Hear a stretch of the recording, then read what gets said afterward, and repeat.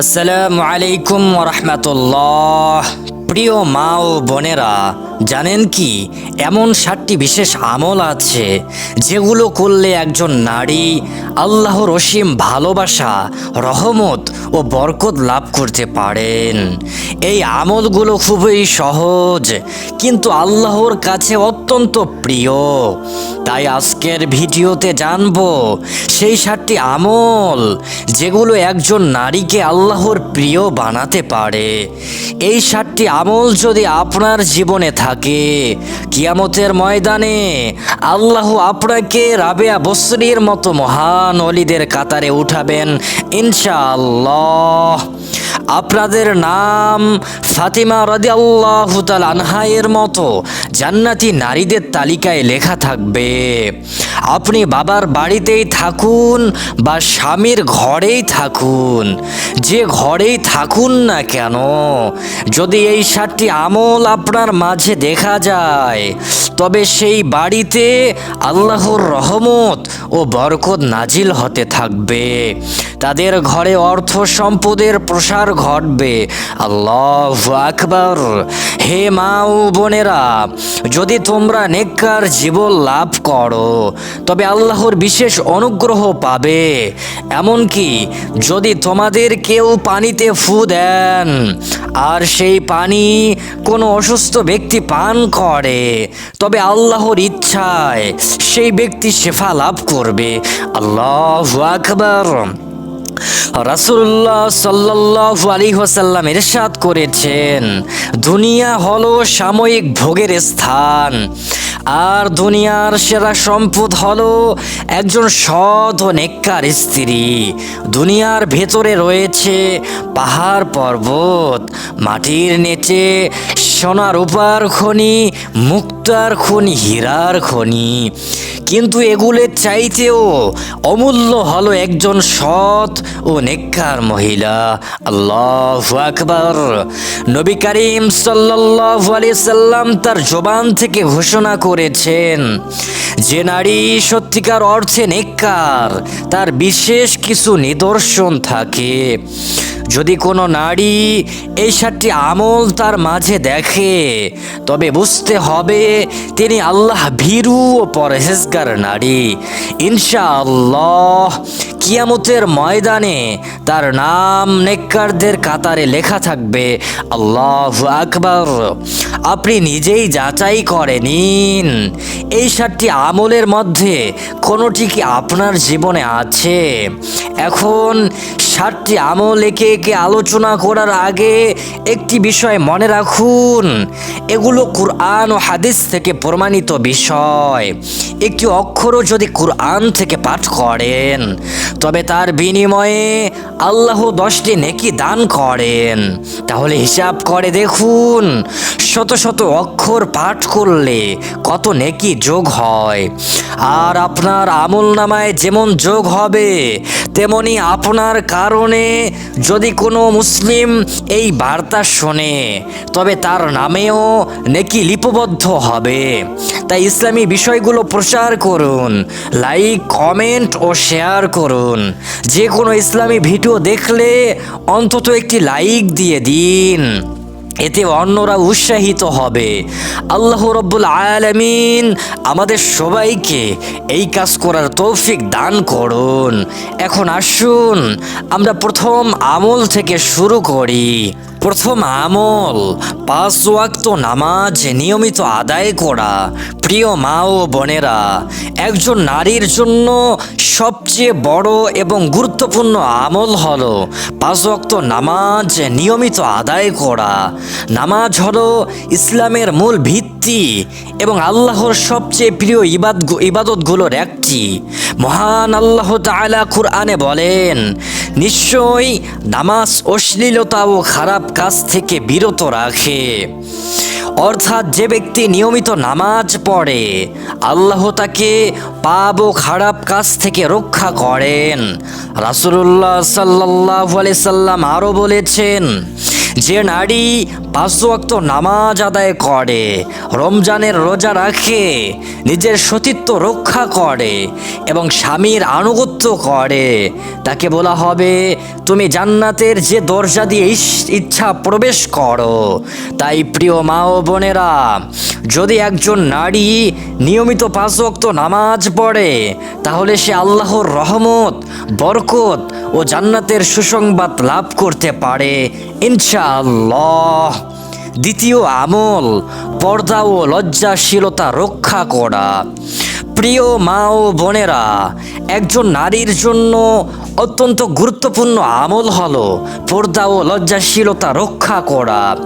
ইসলাম নারীর মর্যাদা ও সম্মান রক্ষার জন্য পর্দার বিধান দিয়েছে।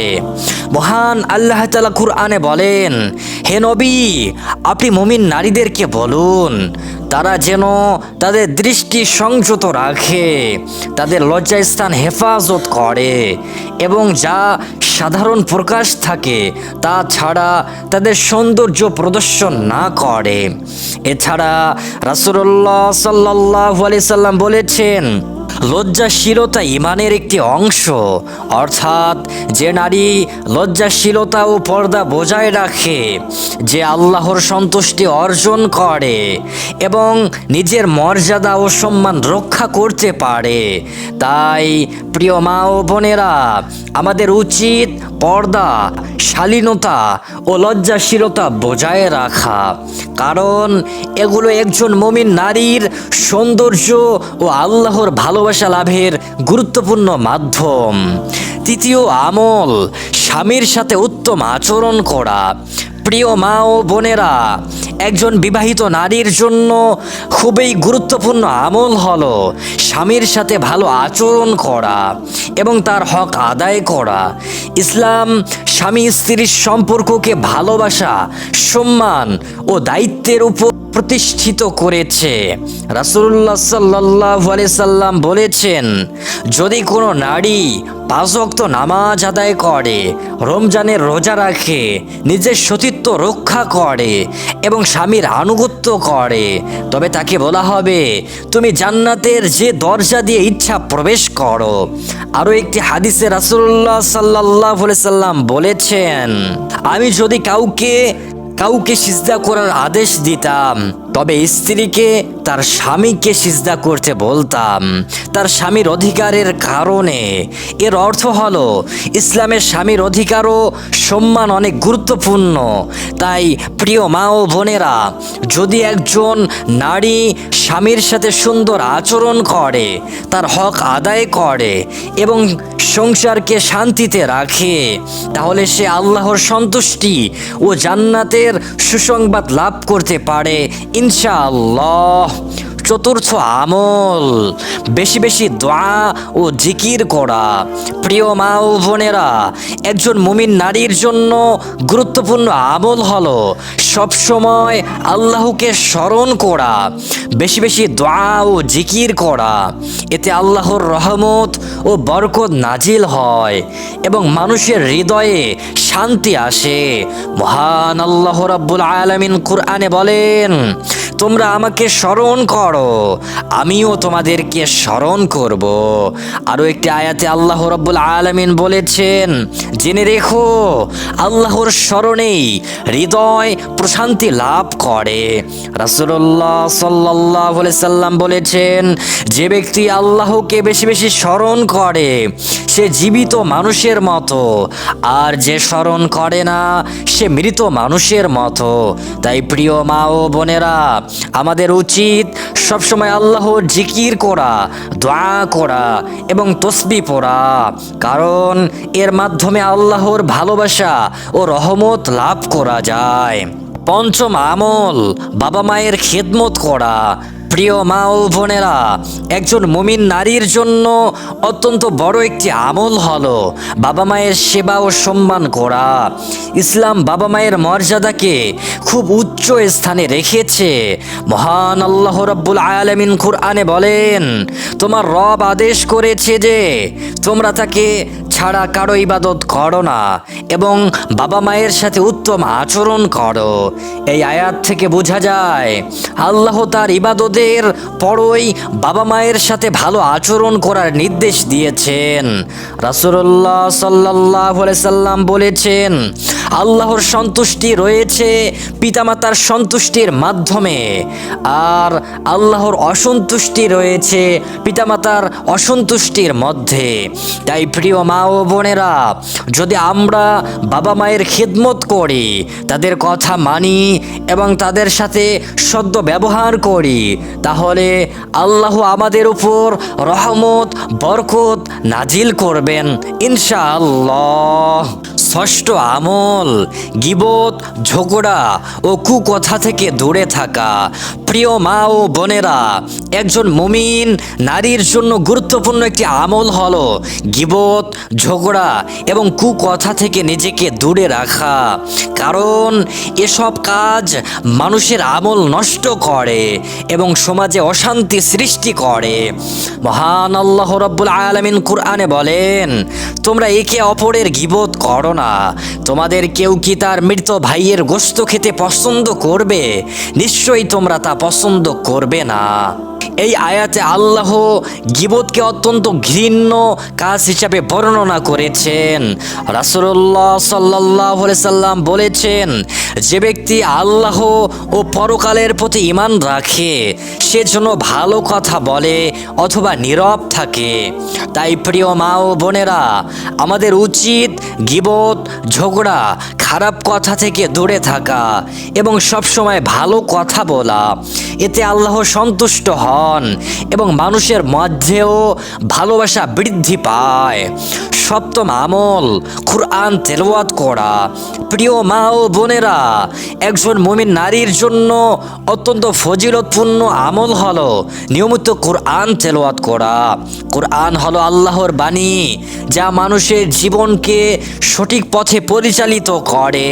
মহান আল্লাহ তাআলা কুরআনে বলেন, নিশ্চয়ই এই কুরআন এমন পথের দিক নির্দেশনা দেয় যা সবচেয়ে সঠিক। রাসূলুল্লাহ সাল্লাল্লাহু আলাইহি সাল্লাম বলেছেন, তোমাদের মধ্যে সেই ব্যক্তি সর্বোত্তম যে কুরআন শিখে এবং অন্যদেরকে শিক্ষা দেয়। আরেকটি হাদিসে এসেছে, যে ব্যক্তি কুরআনের একটি অক্ষর পড়ে তার জন্য একটি নেকি লেখা হয় এবং সেই নেকি 10 গুণ বাড়িয়ে দেওয়া হয়। তাই প্রিয় মা ও বোনেরা, যদি আমরা প্রতিদিন কিছু সময় কুরআন তিলাওয়াত করি এবং অর্থ বুঝে চলার চেষ্টা করি, তাহলে আল্লাহ আমাদের জীবনে বরকত ও হিদায়াত দান করবেন। আল্লাহ তাআলা আমাদের সকল নেক বান্দাদের ঘর ও সংসার সমূহকে রহমত ও বারকা দিয়ে পরিপূর্ণ করুন। হে আল্লাহ, যাদের ঋণ রয়েছে তাদের ঋণ পরিশোধের তৌফিক দান করুন। যাদের অভাব রয়েছে তাদের জন্য রিজিক খুলে দিন। যাদের চাকরির প্রয়োজন তাদের জন্য চাকরির ব্যবস্থা করুন। হে আল্লাহ, যে ব্যক্তি দোয়া চেয়েছেন তার সমস্ত আশা পূর্ণ করুন, তাকে নেক বান্দীদের অন্তর্ভুক্ত করুন। হে আল্লাহ, যারা আমাদের কমেন্ট বক্সে কমেন্টে দোয়া চেয়েছেন তাদের সকল আশা পূরণ করুন। হে আল্লাহ, তাদের ঘরে তাদের সংসারে সোনার মক্কা ও মদিনার বরকত নাজিল করুন। আপনার বান্দাদের অজানা ব্যথা, কঠিন মুহূর্ত ও লুকানো দুঃখগুলো কবুল করুন। যে কেউ আমিন বলবে বা কমেন্টে আমিন আমিন লিখবে, আল্লাহ তা কবুল করুন এবং তাদের দোয়ায় বরকত দিন। যারা ধৈর্য সহ ভিডিওটি দেখেছেন, আল্লাহ রাব্বুল আলামিন তাদের সকলকে সোনার মক্কা ও মদিনা সফরে তৌফিক দান করুন। আপনাদের মনের সব আশা ও কামনা পূর্ণ করুন। আজ এই পর্যন্ত। আল্লাহর ইচ্ছায় পরবর্তী ভিডিওতে আবার দেখা হবে। সেই পর্যন্ত সকলে ভালো থাকুন, সুস্থ থাকুন, নিরাপদে থাকুন। আসসালামু আলাইকুম ওয়া রাহমাতুল্লাহ।